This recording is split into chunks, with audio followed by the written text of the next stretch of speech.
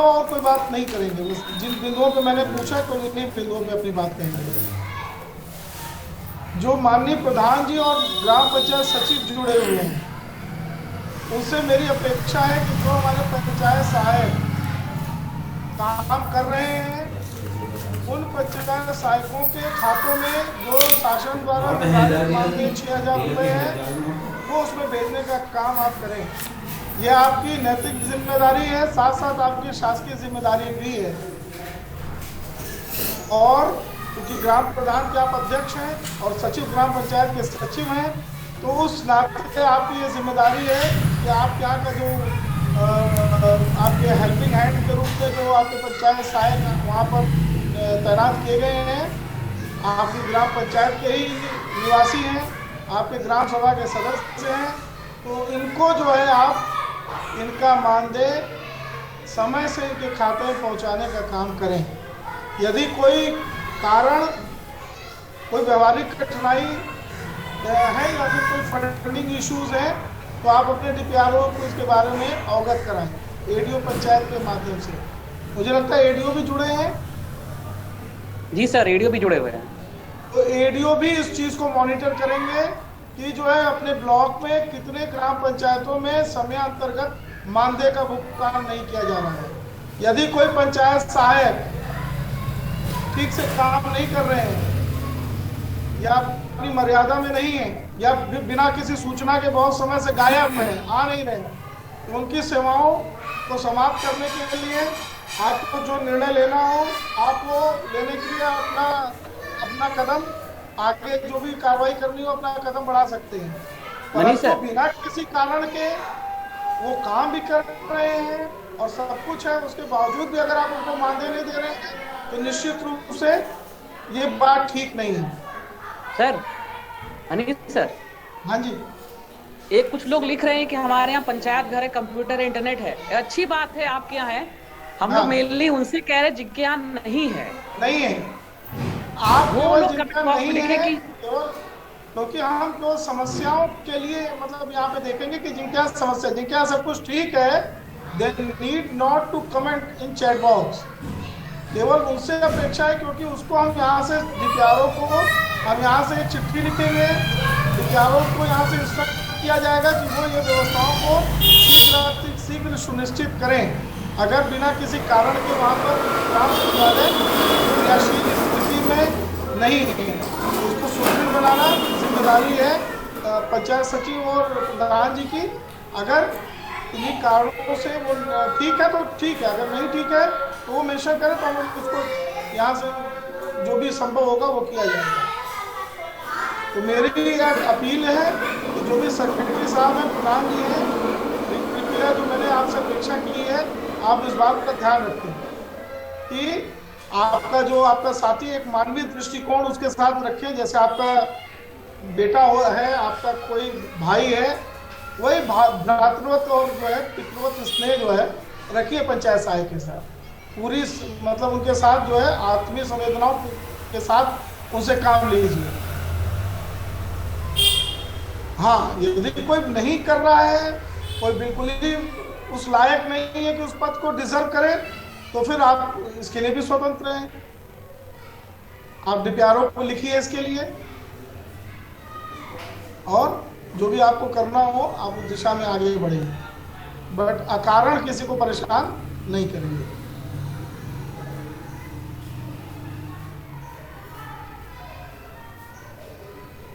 तो मेरी अपेक्षा है कि पंचायत सहायक अपने ब्लॉक जीपी का नाम लिख के आप इसको जो है चैट बॉक्स के माध्यम से यहाँ पर आप जो है अपनी बात को कहें, और आपकी बात का एक एक चैट का हम लोग यहाँ से संज्ञान लेंगे और तुरंत इस पर जो है इंस्ट्रक्शंस हम जारी करवाएंगे अपने उच्चाधिकारी की तरफ से।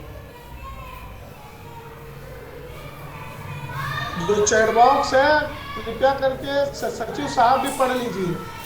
अगर आपने बिना किसी कारण के कंप्यूटर क्रय नहीं किया और आपके यहाँ फंड भी है और आपने जो है बिना किसी कारण के इंटरनेट नहीं लगाया है, तो आपकी भी जवाबदेही फिर इसके लिए तय की जाएगी कि आपने जो सब कुछ संसाधन होते हुए बजटरी इशू और कोई व्यवहारिक कठिनाई न होते हुए अब तक आपने शासनादेशों का अनुपालन सुनिश्चित नहीं किया है, तो निश्चित रूप से आपकी भी जवाबदेही तय की जाएगी। फिर इसके लिए यहाँ से उच्च अधिकारी जो ये चैट बॉक्स पढ़ेंगे तो उस पर आप मतलब संज्ञान लेके उस पर कार्रवाई की जाएगी। तो आप इसको सुनिश्चित कर लें 1 हफ्ते के अंदर कि आपके जो भी ग्राम सचिवालय है, शासन के निर्देश के बाद भी, निरंतर कहने के बाद भी, यदि आप उसको जो है ग्राम सचिवालय को दुरुस्त नहीं कर पा रहे हैं तो कहीं ना कहीं आपको इसका विश्लेषण स्वयं करना चाहिए।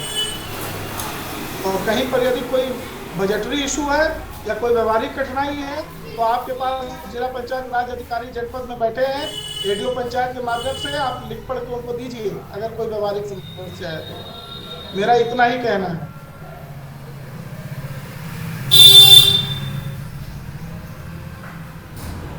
ठीक है सर, हमारे बीच में आकांक्षा मैम है, तो क्या हम सेशन वैसे 240 तो वही किया सर?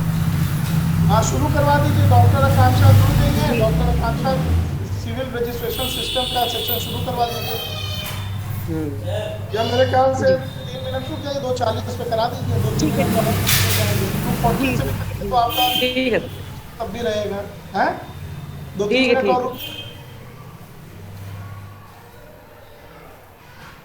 ग्राम पंचायत उस्मानपुर में इंटरनेट कनेक्टिविटी नहीं है। पंचायत भवन बहुत पुराना बना हुआ है, खिड़की टूटी हुई है, दरवाजे टूट रहे हैं, 5 महीने से मानदेय पेंडिंग है। ये कहाँ का है, किस जनपद का है ये मामला? भाई अपना जनपद का नाम लिखो, नहीं तो फिर कुछ नहीं हम लोग करेंगे। ब्लॉक दागवा उस्मानपुर, यहाँ कौन ढूंढेगा? पूरा लिखो, दोबारा चैट में लिखो, मेंशन करते हुए दोबारा लिखो। हम लोग 2:40 पे शुरू कर देंगे आकांक्षा जी से। अभी 2 मिनट है, 2 मिनट में आप अपनी बात कहिए।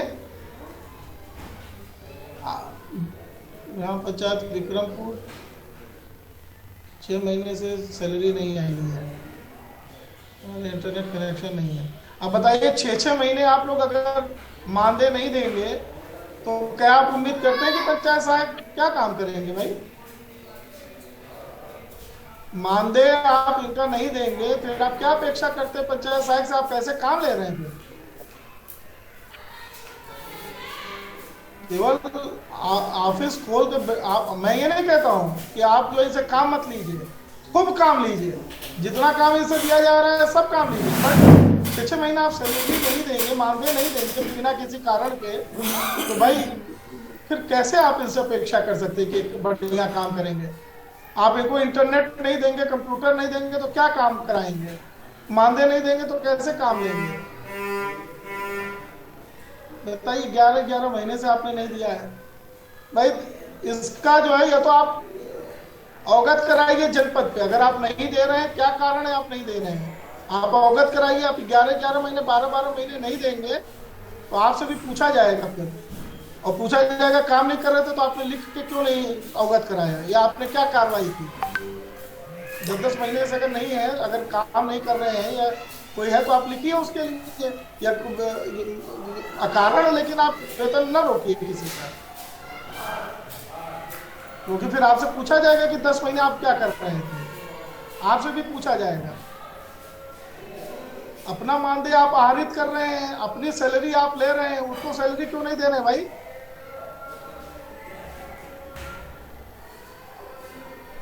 एक तो 6,000 रुपए मिलना है, वो 6,000 भी आप समय से नहीं देंगे। अंकित कुमार लिख रहे हैं पंचायत सहायक कोई काम तो करते नहीं है, तो इसी की तो वही तो आप बोल रहे हैं। अरे काम नहीं करते तो किसने रोका है? काम नहीं करते हैं तो कौन है? अंकित कुमार। अंकित कुमार आप ग्राम पंचायत अधिकारी या प्रधान होंगे। आप अगर काम नहीं करते हैं तो आप आगे कार्रवाई करिए। कौन आपसे कह रहा है काम नहीं करते? काम, अब आप बिजली नहीं होगी, आप इंटरनेट नहीं लगवाएंगे, कंप्यूटर नहीं कराएंगे तो काम कौन सा हवा में करेंगे? इंफ्रास्ट्रक्चर भी आप ही देंगे तभी काम होगा, और काम नहीं करते हैं, आपने सब कुछ दे रखा है फिर भी काम नहीं करते हैं, तो फिर आप उस आगे का, लेकिन आप केवल इंटेंशनली अगर करेंगे कि नहीं हमें हटाना ही है तो ये बात भी ठीक नहीं है भाई। आप उसे काम करिए, एक आध नोटिस दीजिए, चेतावनी दीजिए, ऐसे थोड़ी है। वो भी तो कहेगा कि आपने हमको कब नोटिस दिया, ये काम नहीं किया हमने, ऐसे आप थोड़ी किसी को हटा देंगे। आपने क्या एक्शन लिया? वो काम नहीं कर रहा था, आपने उसको दिया क्या नोटिस?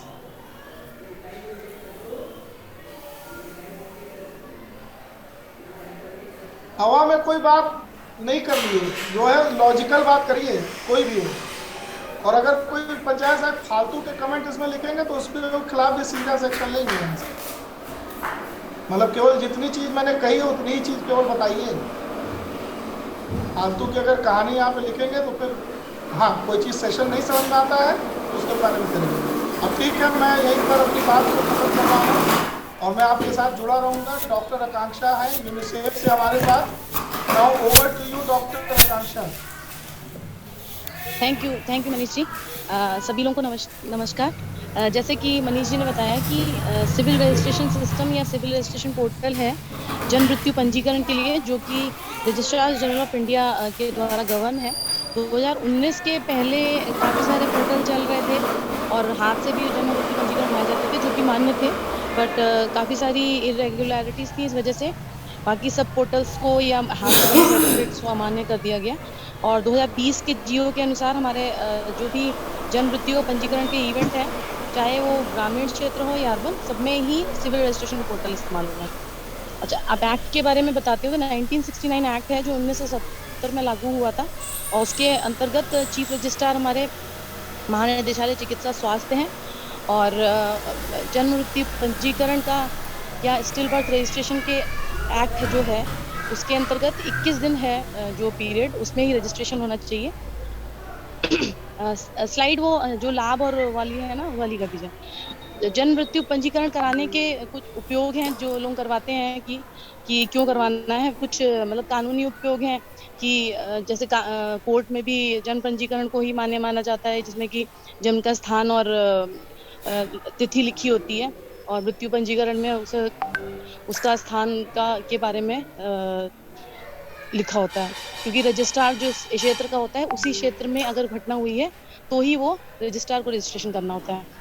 रूरल एरिया के लिए पंचायत सेक्रेटरी, अर्बन एरिया के लिए नगर निगम या नगर पंचायत रिस्पॉन्सिबल होती है। किसी रूरल या अर्बन में जो भी आपके गवर्नमेंट के हॉस्पिटल हैं, यानी CSC, PSC, डिस्ट्रिक्ट हॉस्पिटल, उनका रजिस्ट्रेशन उनको स्वतः ही करना होता है। सिर्फ सब सेंटर को छोड़ के सब सेंटर का रजिस्ट्रेशन की रिस्पॉन्सिबिलिटी पंचायत सेक्रेटरी की होती है, क्योंकि वहाँ पे कोई सुपरवाइज डॉक्टर नहीं होते, ANM के अंतर्गत होता है।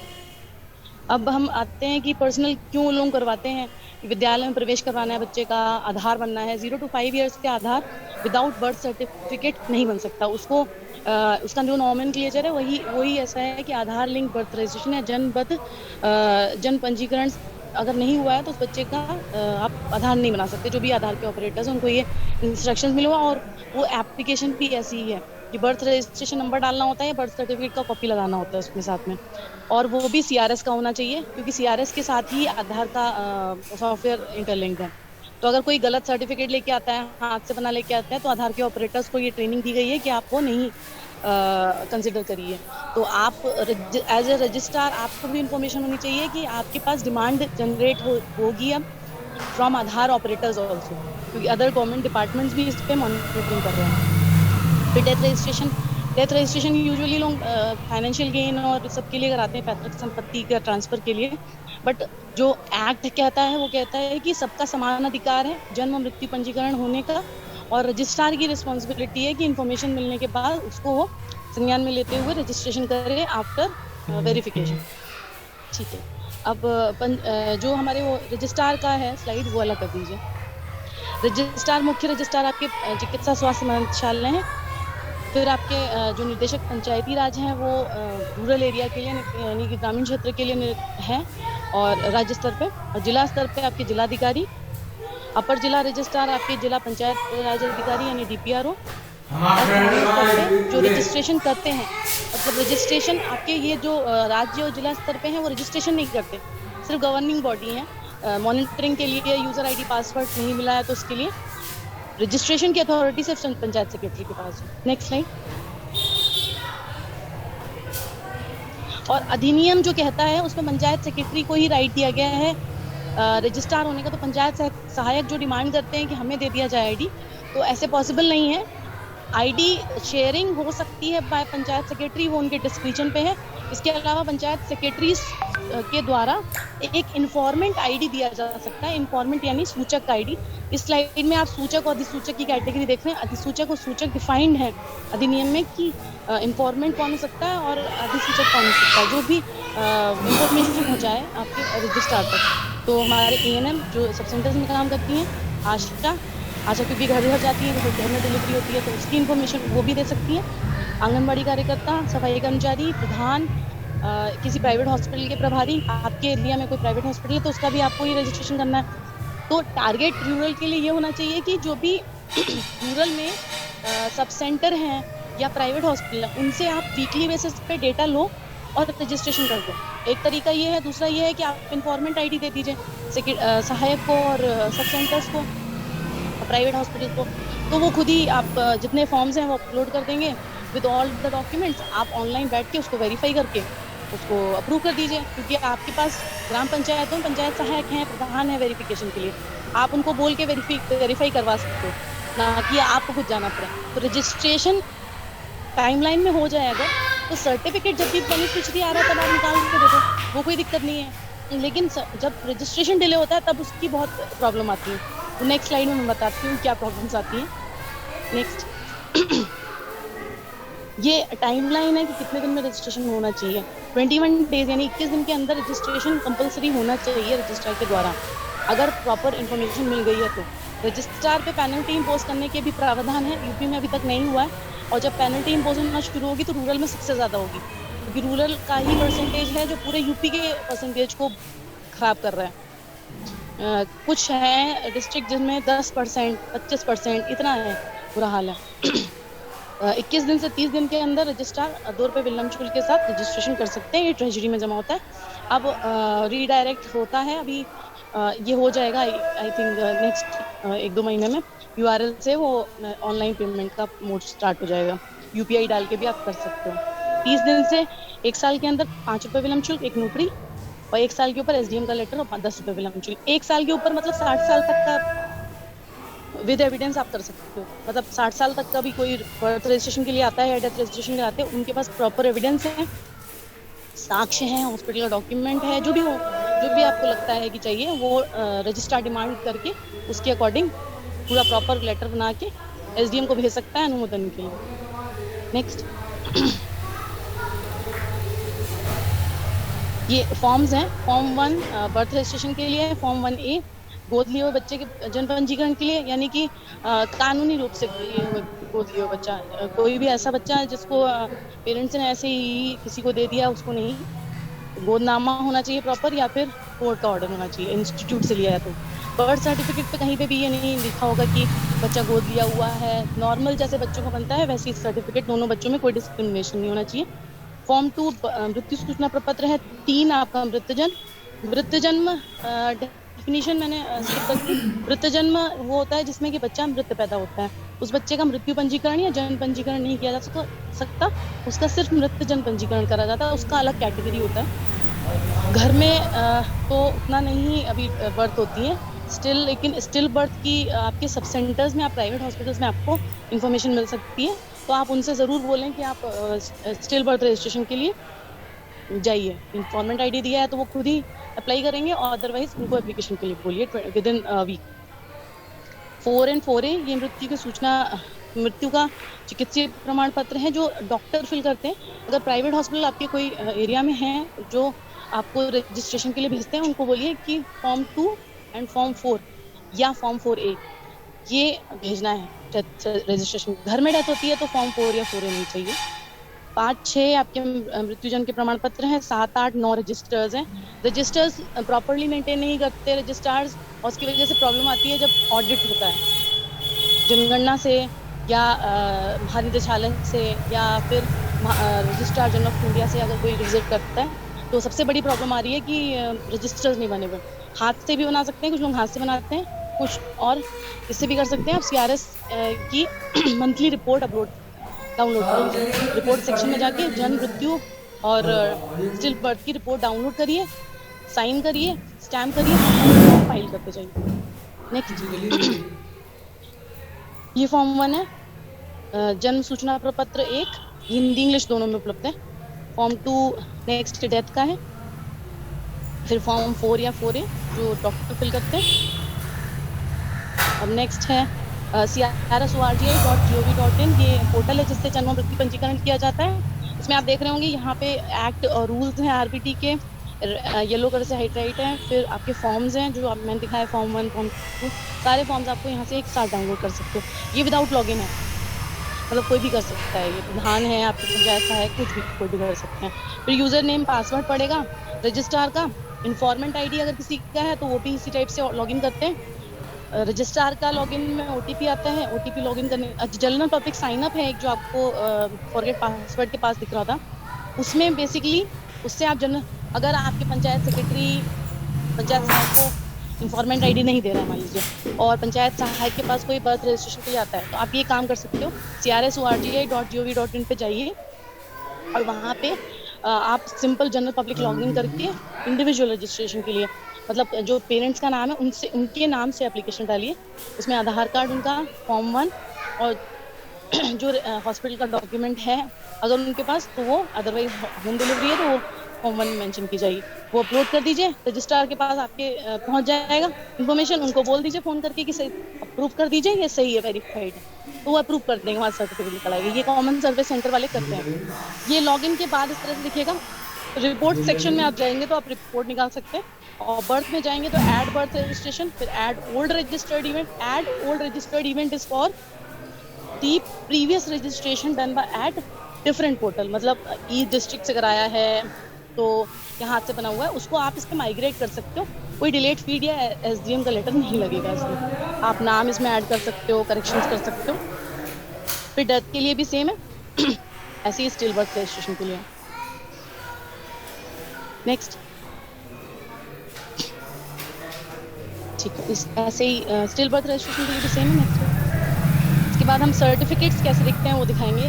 जो रजिस्ट्रार उन्होंने देखे होंगे, मैक्सिमम लोगों ने देखे होंगे, बट प्रॉब्लम क्या है कि सर्टिफिकेट का प्रिंट आउट निकाल के जो साइन करा जाता है वो गलत है। सर्टिफिकेट में साइन फैसिमल सिग्नेचर अपलोडेड होने चाहिए। उसका एक लेटर भी जा चुका है पंचायती राज से, एक लेटर गया है स्वास्थ्य भवन से भी, स्टिल लोग कर रहे हैं और वो गलत है। जब आंगनबाड़ी कार्यकर्ता, काफ़ी सारे लोग मुझे रोज़ के रोज़ भेजते हैं कि मैडम आपने बताया था ये तो सर्टिफिकेट पे साइन ऊपर से कर रहे हैं, तो ये तो गलत है, क्योंकि क्यूआर कोड जब स्कैन करते हैं तो ब्लैंक सर्टिफिकेट दिखता है। आप तो अभी रजिस्ट्रार हैं, आप साइन कर दे रहे हो, और जब जैसे ही चेंज हो गए अब दूसरा रजिस्ट्रार आएगा और पेरेंट जो है उसके बाद बर्थ सर्टिफिकेट हो गया है, वो दूसरा लेने आया तो वो तो ब्लैंक लेके जाएगा बेचारा, क्योंकि दूसरा रजिस्ट्रार तो कहेगा मेरे टाइम पर बना नहीं है, अब वो फंस गया पेरेंट, उसकी तो कोई गलती नहीं, उसने टाइमली करा लिया। तो प्लीज़ ये मत करिए, फैसिमल सिग्नेचर अपलोड करिए। अभी सिर्फ बहुत माइल्डली बोला जा रहा है, लेकिन अगर ये नहीं हुआ तो फिर इस पर कार्रवाई की जाएगी, ठीक है। नेक्स्ट, अब फैसिमल सिग्नेचर अपलोड कैसे करते हैं वो दिखा देती हूँ। जब लॉगिन करते हैं तो इसमें यूजर मैनेजमेंट में अपडेट प्रोफाइल अपडेट प्रोफाइल में जाएंगे तो फिर ऑप्शन आएगा आपका, नेक्स्ट स्लाइड। अपडेट प्रोफाइल में जब आप जाएंगे तो यहाँ पे यूजर का नाम, email ID, mobile number already पड़ा हुआ है, जेंडर डालेंगे, रजिस्ट्रार फीमेल मेल, फिर अपलोड कर देंगे जो साइन है। साइन का साइज और विड्थ डिफाइंड है, तो आपको ये रिड्यूस करके फिर अपलोड करनी है। और स्टैम्प अपलोड करने की जरूरत नहीं पड़ती है, क्योंकि आप पैन जब डालते हो तो वो ऑलरेडी वो उसके हिसाब से उसको स्टैम्प को ले लेता है, ठीक है। अब मैं क्वेश्चंस देख लेती हूँ जो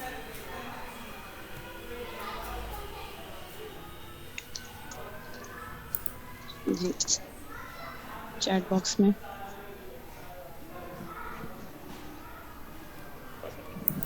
कुछ सीआरएस से रिलेटेड क्वेश्चन हो तो आप डाल सकते हो चैट बॉक्स में, तो मुझे अभी तो दिख नहीं रहा है कोई भी क्वेश्चन।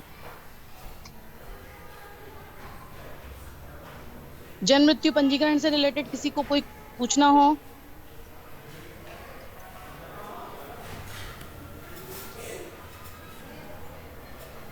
मैम पीपीटी मैं अभी यहीं पे शेयर कर दे रहा हूँ।